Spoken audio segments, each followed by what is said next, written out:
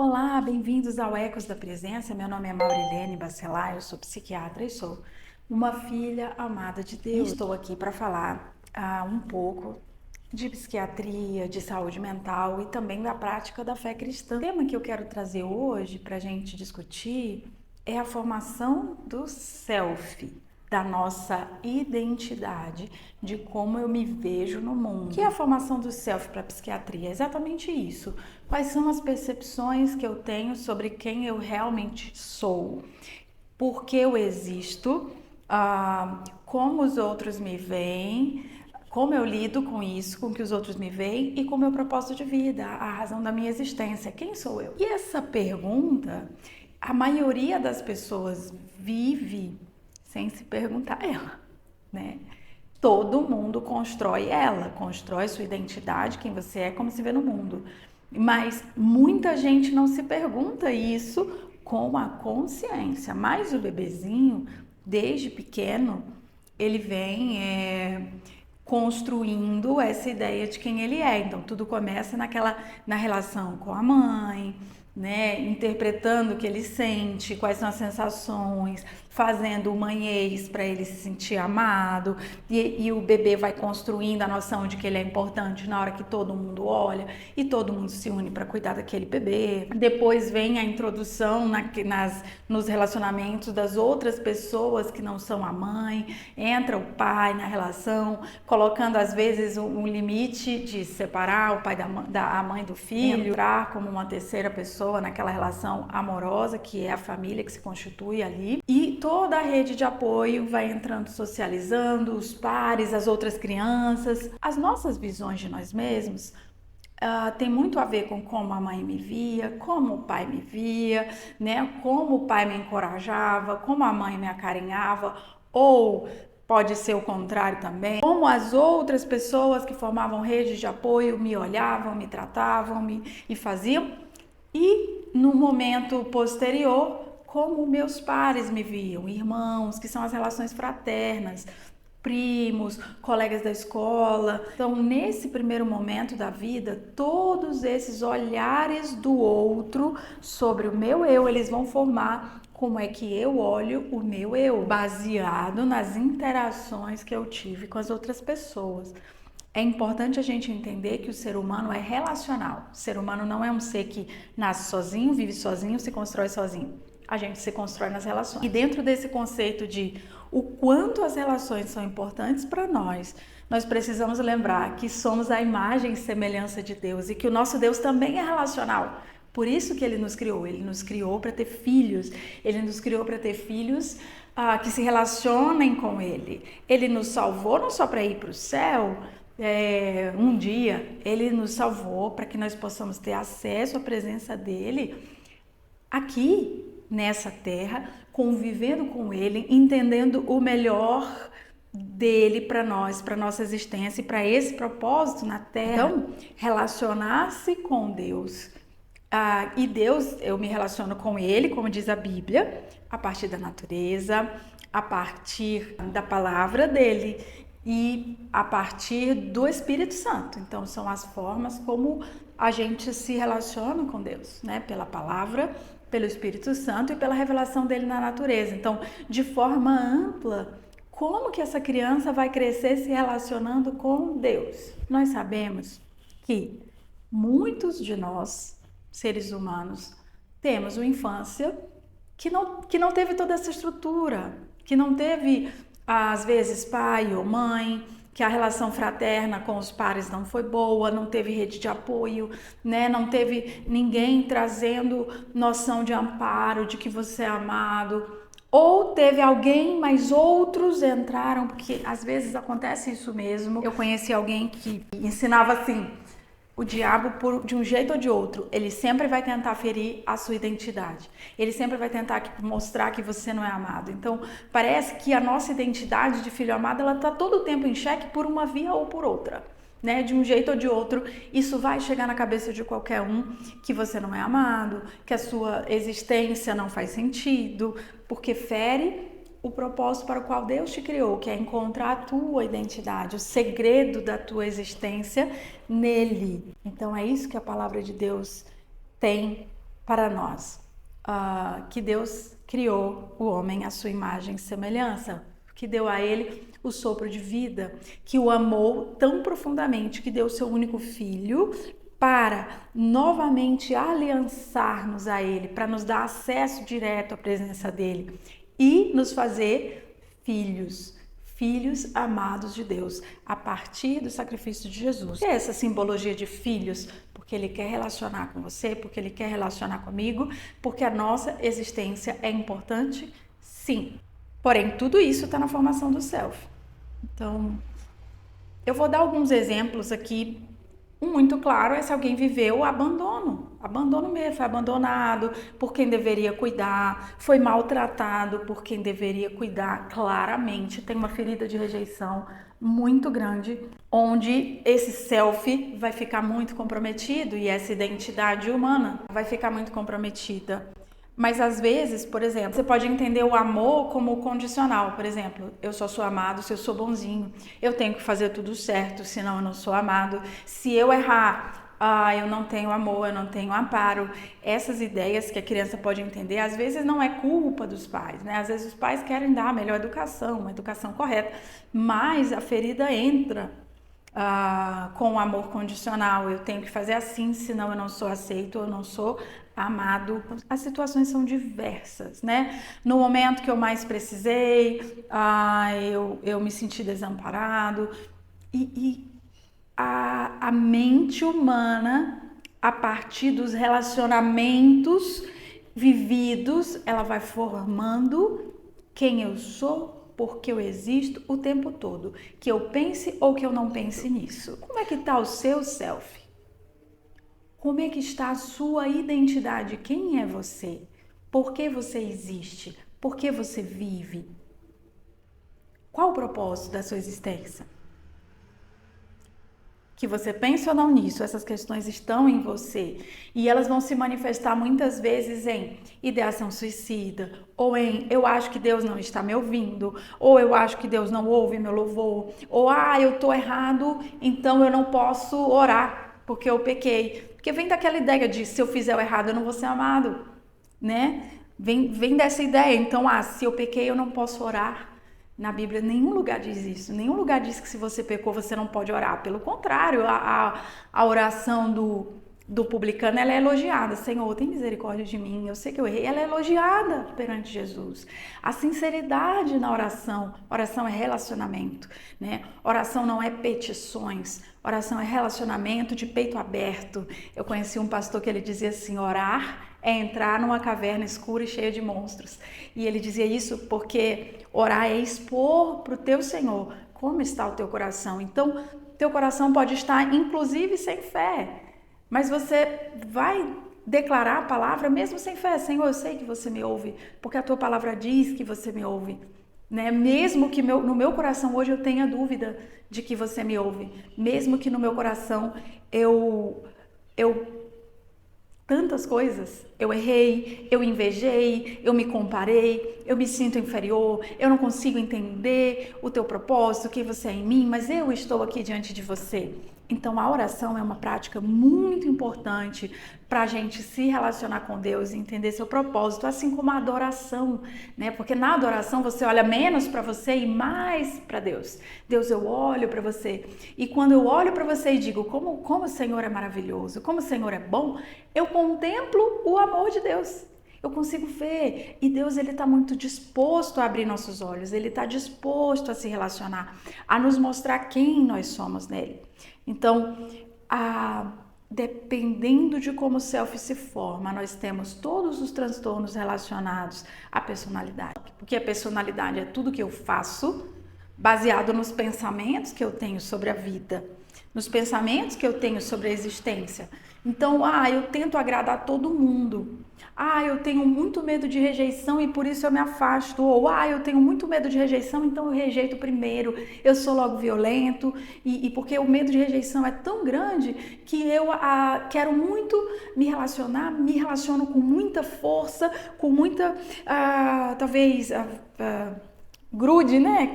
Grudado no outro, e aí eu sou rejeitado porque eu peso sobre o outro aquela minha necessidade de amor, então eu me corto, eu me machuco, porque eu me sinto que eu não sou amado, que sabe, que ninguém me olha, que ninguém olha pra mim, e que eu não sou valorizado, e eu não sei pra que eu existo, e N coisas, sensação de que todos estão contra mim, todas essas coisas, elas precisam ser levadas ao altar, diante do Senhor, porque a palavra de Deus diz que nós devemos renovar a nossa mente pela palavra, né? Não vos conformeis com esse mundo e com as ideias desse mundo. Então, quais são as ideias desse mundo? Você é o que você tem, você só é importante se você for bonito. Tantas ideias desse mundo, uns são maiores, outros não são nada, uns são tantas coisas que você tem que agradar, né? Para você ser amado, você tem que agradar. Isso é uma ideia do mundo. Que você pode comprar amor. Isso é uma ideia do mundo. Ninguém compra amor, amor é dádiva. Então, não vos conformeis com esse mundo. Não se conforme com esse mundo. Mas transformai-vos pela renovação da vossa mente. Pela palavra de Deus. Então, a palavra de Deus, ela precisa ser o fundamento. Aquilo, o chão que eu piso para eu me sustentar e estar firme. A rocha é a palavra de Jesus. A casa sobre a rocha, ela é construída quando ouve minha palavra e a pratica. Isso não tem a ver só com fazer coisas, porque as coisas que eu faço de forma inconsciente, elas têm mais a ver com mentalidade. Com mentalidade, com o que eu acredito. Não é assim, eu acredito que eu não sou amado, eu tenho muitas dúvidas de para que de fato eu existo, mas eu tenho que cumprir os mandamentos, eu tenho que fazer tudo certo, eu não posso pecar, e aí eu fico naquele esforço de fazer tudo certo, isso vira um ciclo onde eu vou tentar fazer tudo certo, mas eu vou errar e eu não consigo contemplar o amor de Deus. A palavra de Deus nos chama a um relacionamento com Deus o tempo todo. Se a gente for ver a história de Abraão, de Noé, de Moisés, de José, as grandes histórias da Bíblia, o próprio Jesus se relacionava com Deus e dele obtinha a sua identidade, obtinha quem ele era, se sentindo um amigo de Deus, alguém com que Deus importa, alguém a que Deus ouve. E Jesus trouxe para nós a esperança de que todo aquele que nele crê, todo aquele que nele crê, então não há exclusão de pessoas, não há exclusão de pessoas, aonde você estiver, seja o que você tiver, como tiver sua vida, o que você estiver fazendo nesse momento, se você parar e disser, Senhor, eu quero te conhecer, através de Jesus e do sacrifício de Jesus na cruz, eu creio, eu acredito que a tua presença vai estar comigo, eu acredito que por Jesus eu fui feito um filho amado. Ok, é para você. O evangelho é para você. É para você que crê. É para você que manifesta que através de Jesus você acredita que foi feito um filho amado. Você acredita no sacrifício dele por você e que a presença de Deus ela está sobre a sua vida. Muda completamente como eu me vejo e a minha identidade. E a minha identidade, o meu self agora tem um propósito.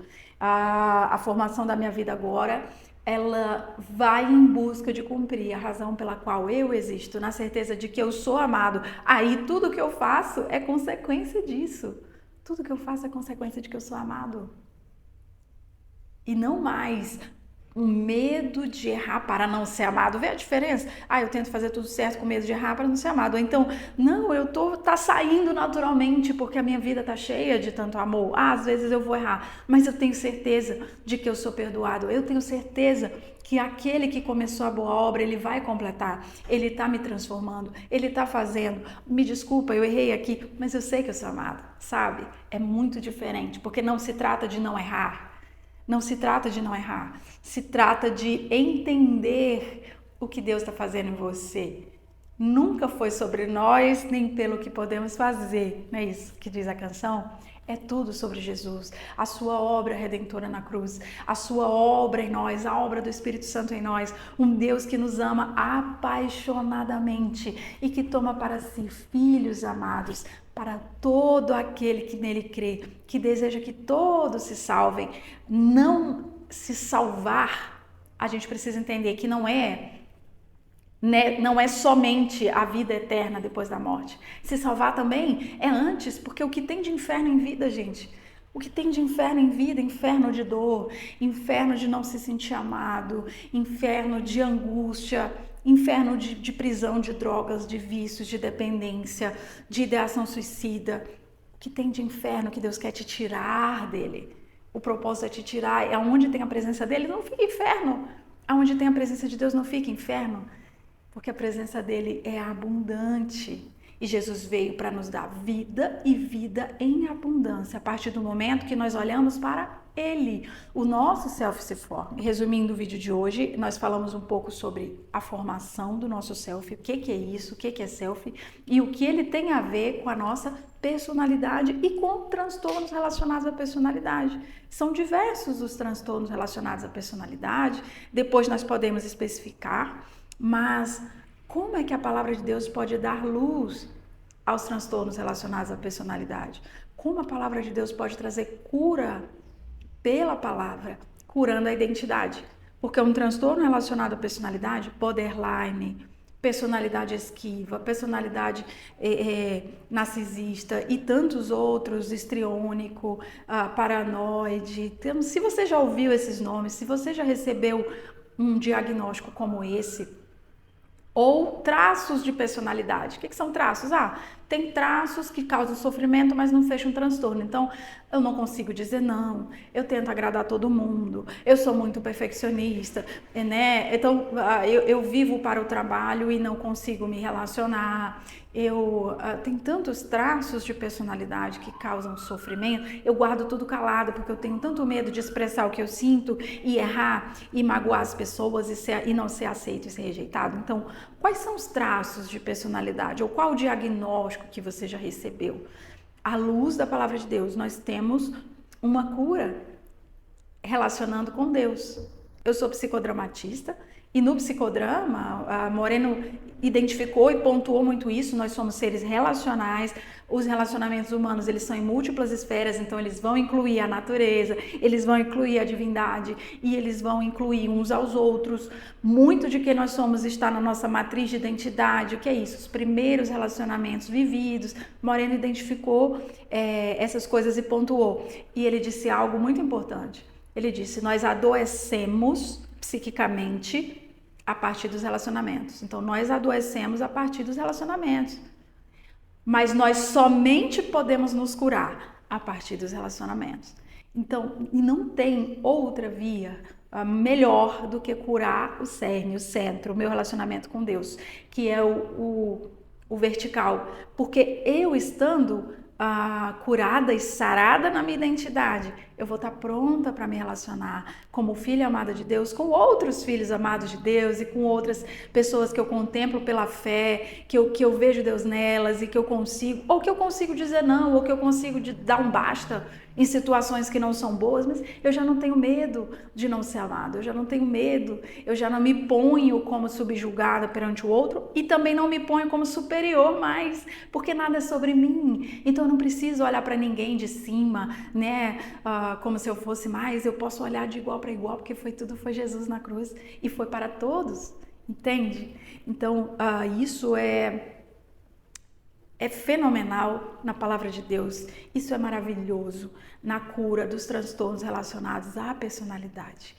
Gostaria de falar um pouco sobre isso. Se você se identificou com alguma parte desse vídeo, você pode fazer uma oração onde você estiver, você pode mandar dúvidas, pode procurar conselheiros, né, pessoas, se dirigir a uma igreja, pode procurar também um tratamento psiquiátrico. Então tem várias vias do que você pode fazer, lembrando de nutrir tua espiritualidade e de nutrir tua vida de oração. A vida de oração precisa ser nutrida como a gente rega uma plantinha. Então, eu vou orar todo dia um pouquinho. Eu não consigo ler muito a Bíblia, mas eu consigo ler um pouquinho. E aquele versículo eu vou passar o dia com ele na minha cabeça, 2, 3. Eu sempre li a Bíblia assim. A primeira vez que eu li a Bíblia, eu tinha 10 anos só de idade, eu era muito nova. E eu sempre li assim, qualquer coisa que eu não entendia, eu orava, Deus, me ajuda a entender. E aí eu começava naquela oração. Teve partes mais difíceis, teve partes que rapidamente eu entendi, mas eu dizia, Deus, me ajuda a entender o que a Bíblia diz para mim. Deus nunca vai deixar essa oração sem resposta, nunca. Deus, me ajuda a entender a tua palavra e o que ela diz para mim. O Senhor está, Ele é o maior interessado em te curar e Ele é o maior interessado em se relacionar. Então, prioridade da vida, nutrir a nossa vida de oração e pedir a Deus uma revelação de quem Ele é e de quem nós somos. Então é isso, muito prazer fazer esse vídeo. Qualquer dúvida, perguntas, podem mandar nos comentários, tá? Um forte abraço.